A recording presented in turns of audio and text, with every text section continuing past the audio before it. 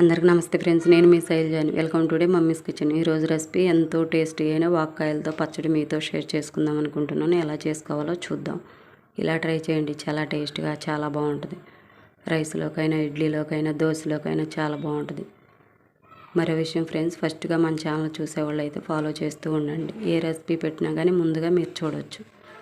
బీరకాయ ఒకటి తీసుకొని పైన తొక్కు తీసుకోవాలి, లైట్గా తీసుకోవాలి. అలా లైట్గా తీసుకొని శుభ్రం కడుక్కోవాలి. అలా ముక్కలు కట్ చేసుకోవాలి. అలా ఆ సైజులో కట్ చేసుకొని పక్కన పెట్టుకోవాలి. వాక్కాయలు ఒక కప్పు తీసుకొని, మార్కెట్లో ఎక్కడైనా వాక్కాయలు దొరుకుతాయిగా ఫ్రెండ్స్, తెచ్చుకొని అలా శుభ్రం కడుక్కోవాలి. అలా శుభ్రం కడుక్కొని ముక్కలు కట్ చేసుకోవాలి. అలా కట్ చేసుకొని లోపల ఉన్న విత్తనాలు తీసుకోవాలి.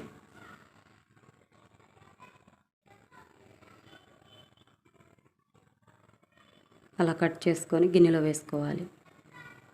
వాక్కాయలు పుల్లగా ఉంటాయి ఫ్రెండ్స్, చూసి మీరు తినే పులుపుని బట్టి అడ్జస్ట్ చేసుకోవాలి. ఈ పచ్చడిలో చింతపండు వేయము, పుల్లగా ఉంటాయి కానీ, అందుకని ఈ ముక్కలే మీరు అడ్జస్ట్ చేసుకొని వేసుకోవాలి. అలా కట్ చేసుకొని పక్కన పెట్టుకోవాలి. పొయ్యి మీద ప్యాన్ పెట్టుకొని 1 స్పూన్ నూనె వేసుకోవాలి. ముందుగా కట్ చేసి పెట్టుకున్న వాక్కాయ ముక్కలను వేసుకోవాలి. అలా కొద్దిగా వేగిన తర్వాత నువ్వులు 1 స్పూన్ వేసుకోవాలి. జీలకర్ర కొద్దిగా వేసుకొని వేపుకోవాలి.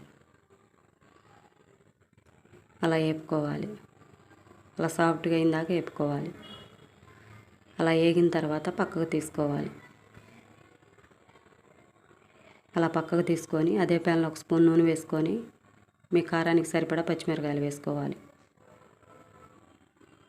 అలా వేసుకొని వేపుకోవాలి. అలా తిప్పుకుంటూ వేపుకోవాలి. అలా వేగిన తర్వాత పక్కకు తీసుకోవాలి. అలా పక్కకు తీసుకొని అదే ప్యాన్లో 1 స్పూన్ నూనె వేసుకొని ముందుగా కట్ చేసి పెట్టుకున్న బీరకాయ ముక్కలను వేసుకోవాలి. అలా వేసుకొని వేపుకోవాలి. కొద్దిగా వేగిన తర్వాత 2 టమాటాలు ముక్కలు కట్ చేసుకొని వేసుకోవాలి. కొద్దిగా సాల్ట్ వేసుకొని మొత్తం కలుపుకోవాలి. అలా మొత్తం కలుపుకొని మూత పెట్టి బాగా మగ్గనివ్వాలి.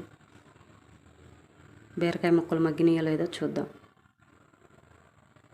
అలా బాగా మగ్గాలి. బీరకాయలు అలా ఉడకాలి.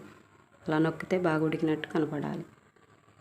అలా ఉడికిన తర్వాత పక్కన పెట్టుకొని మిక్సీ తీసుకోవాలి. ముందుగా వేపి పెట్టుకున్న వాక్కాయ ముక్కలను వేసుకోవాలి. పచ్చిమిరకాయలు కూడా వేసుకోవాలి. మిక్సీ పట్టుకోవాలి. అలా మిక్సీ పట్టుకొని ముందుగా వేపి పెట్టుకున్న బీరకాయ ముక్కలను వేసుకోవాలి. సాల్ట్ 1 స్పూన్ వేసుకోవాలి. సాల్ట్ చూసి వేసుకోవాలి. ముందుగా బీరకాయల్లో వేసాం కాబట్టి చిన్నులపాయలు కొద్దిగా వేసుకొని అలా మిక్సీ పట్టుకోవాలి. ఈ పచ్చళ్ళలో చింతపండు వేయం కాబట్టి వాక్కాయలు అడ్జస్ట్ చేసుకొని వేసుకోవాలి మీరు తినే పులుపుని బట్టి. అలా కచ్చా మిక్సీ పట్టుకొని ఒక గిన్నెలో పెట్టుకోవాలి. అలా గిన్నెలో పెట్టుకొని పక్కన పెట్టుకోవాలి. పొయ్యి మీద ప్యాన్ పెట్టుకొని 1 స్పూన్ నూనె వేసుకోవాలి. జీలకర్ర కొద్దిగా, సాయిపప్పు కొద్దిగా వేసుకోవాలి. ఆవాలు కొద్దిగా వేసుకోవాలి. దంచుకున్న చిన్నులపాయలు కొద్దిగా వేసుకోవాలి.